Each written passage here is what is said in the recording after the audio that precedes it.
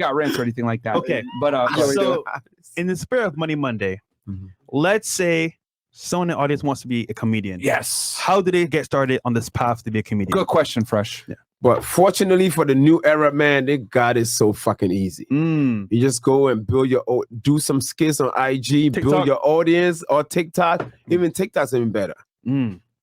Go build your audience on there and entertain them. Build like 2-3 million followers, and all of a sudden now you're a comedian. It's not like my era. My era, we had social media. It's tough. We had to go to open mic night and make a bunch of strange motherfuckers laugh. Yeah. 100 people laugh. You know, and you have to go every week, and then hopefully you got yourself on BET Comic View and let people see you. And then boom, you go from like $100 a show. Now you're on TV. Now you can make $500 a show. Now go get in a movie. Now you can make $2,500 a show. Now go start in a movie. Now you're gonna make $20,000 a show. We had to take them steps. Yeah. Nowadays, social media, man, it's so much easier now. Because you know what? I'm really glad that we brought this up, because I've noticed like there's a lot of influencers, like comedy influencers. What they do is they don't necessarily stand up and do. They don't stand there and do stand-up jokes. What they do is they do funny skits. Right. If the skit works, and then parodies put it and shit like that. And those videos get so much views, and then people are like, "Oh wow, this guy's hilarious," etc. And it's like, with social media, you can almost like build your own brand. But I remember like from what you're talking about, because I remember Comic View, they'd have comedians like kind of battle it out, telling jokes and stuff. And that was the only way. If you didn't make it in mainstream television, no one cared or knew. You didn't have your own platform. Yeah, they got it easy, which is all good. Social media definitely, I mean, don't get it wrong. Even though I'm old school and new school, it definitely helped me to where I am today. Making the kind of money I'm making, you know, because now social media helped them identify your name. Now your name, you know.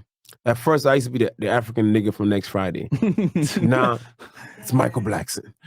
Everywhere I go, it's Michael Blackson. That's Michael Blackson. That's Michael Blackson. Yeah. Your name is worth money. Shit, man. So, yeah. So now that they see Michael Blackson doing it, we'll see Michael Blackson because we know Michael Blackson. We know he's funny. So, let's say, because there's a lot of people that might be watching this that are like, hey, I got a sense of humor. You know, I want to make money. I want to be a comedian, etc. What would you tell them to do step by step? Would you say, all right, make a social media profile? Should they simultaneously go do open mics and improv classes as well? Yeah, definitely. Go do open mic, go to the comedy clubs, go see your real audience. Because a lot of time these guys will build their social media fans, do little skits, and then go try to take the skits on stage. You got to go to a real audience. And you got to do that for like a year. Like, you know, perfect that first 5 minutes, and then once that 5 minutes perfected, then you work another 5 minutes, make it 10 minutes, and then so forth. And the thing about comedy, man, at least great comedy, every year you're gonna come up with 15 minutes of good shit. Yeah. So you take 3 good years for you to even attempt to headline, because the headline you need 45 minutes on stage. Okay. So you know every year you come up with a good 15 minutes. So every year try to get that perfect 15 minutes. And then the following year, work another 15 minutes. Wow. You know? Oh, yeah. It takes for real great comedy. You know who was really in that limelight that I can say follow that pattern? Drewski.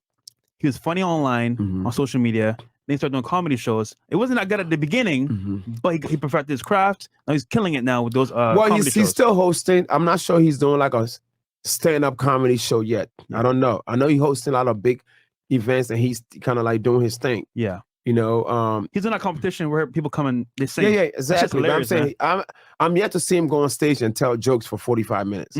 Now, guys that are doing that is like that came from social media. Number one guy is DC Young Fly. Shout out to him. You know, you got Desi Banks is doing it as well. Desi. B Simone is doing it. Those are just hilarious. Those are probably the 4 top ones that went from social media to becoming true comedian headliners. So this is some really good information for anybody that's watching. So first, work on getting 5-minute sessions in, like getting at least 5 minutes of a good routine, and then build yourself up to 50 minutes in the year. Yeah. And then at some point, be able to put that all together and be able to handle a 45-minute show if you're going to headline. Right. And what makes it even easier for you to sell tickets? By that time, now you have like 4 or 5 million followers. And marketing 4 or 5 million followers, that's an average of like 10,000 in the big major cities. So all you need is about 10% of them to show up to your show. That's 1,000 tickets a weekend. Sold out. 1,000 tickets a weekend. Average ticket is $50. That's $50,000. You're gonna at least start you off with these comedy clubs, the Improv, the Funny Bone, the Helium. Those comedy clubs is where we make our money. you start from 70 to 85% of the door. So now 7% of $50,000, you picking up $30,000 a week. You know, and that's how it starts. That's how. Mike, you just did Danny a point. The comedy place there. How much you made? I made a lot of money, but I can't talk about it because child support is watching. I will show you my check. Yeah. I'll show you my check. I did 5 shows. I saw about 1,600 people. Nice. You know what I mean? And then I'll show you my check because, you know, that just show you how much potential it is for comedians. Yeah. Okay. You know, but child support is watching. IRS is watching. Y'all niggas are gonna find it from me, but Mike, today, allegedly. Next time you remind me, bro, you better invite us to your show, bro. I'm so sorry, man. That was so lit. Yeah. That shit was so lit. Next time I'm in the area, whether it's Palm Beach, Fort Lauderdale, whatever. I'll come. How many 45-minute routines should an aspiring comedian have ready to go and memorize? Nigga, no, you just need one. You just need one? Okay. Yeah. And the thing about it, you could do that once, that same routine for about 3 years. Okay. All right. It's 3-year lifespan. Yeah, 3. You could do. So if you see me today, if you want to see a whole new 45 minutes, it's going to take at least 3 years, maybe even longer. Depends how lazy I am. Because every year, I might come up with 15 minutes of new shit, and I might replace some of the old shit. So you're gonna get 30 minutes of old shit. If you come to see Michael Blackson, even you might think it's an old shit, but I revamp that old shit and make it sound new, and then you're gonna get 15 more minutes of new shit. So you know, if you're a big fan of a comedian, you don't want to hear the same shit. See them nigga every 3 years. Okay, that makes sense when they release those specials. If you think about it, like Kevin like Hart. a Chappelle show, etc. Like they release it every 1 to 3 years in that range. Oh, definitely 3 to 4 years. Specials. Chris Rock is one of my favorite. Chris Rock does them shit every 8 years because that's how. Because specials every 8. Every 8 years. That makes sense. No, except for the last one. He had the Will Smith shit to go off. Well, yeah, he had to do that right away. But prior to that, I think he had one like maybe 4 years prior. It was like a 4-year gap. But prior to that, he was doing every 8 years.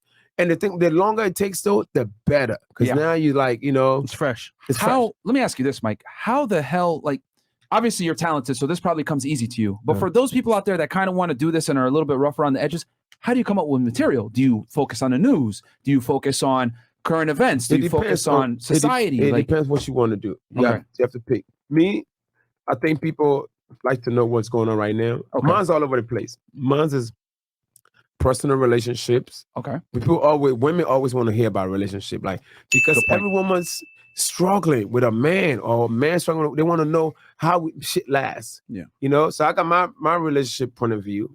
You know, if I got a new woman, the audience is gonna know.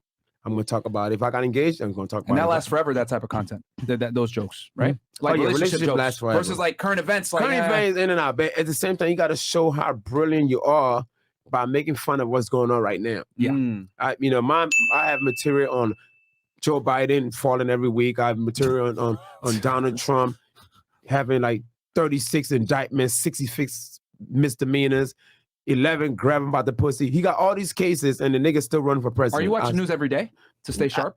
You're supposed to, but I don't. I'm more on social media. I'll see whatever the hot topics are and I try to make jokes about them. Even